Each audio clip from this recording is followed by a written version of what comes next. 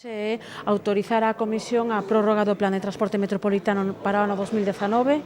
Foi aprobado por unanimidade, polo tanto, garántese un ano máis a continuidade deste Plan Social de Transporte que permite unhas bonificacións de ata o 70% do prezo do billete, permite a usuarios recorrentes que utilicen o autobús hasta 900 euros de aforro ao ano. Polo tanto, un plan de transporte que seguirá vivo para o ano que ven. A Xunta de Galicia para o ano que ven inviste 1,3 millóns de euros para garantir esta continuidade deste plan social de transporte. Tamén a tarxeta Xente Nova, que sabe que permite aos menores de 19 anos utilizar de forma gratuita o transporte intermetropolitano interurbano. Os 18 concellos poñen no ano 2019 282.000 euros que permite garantir tamén no ano 2019 o Plan de Transporte Metropolitano.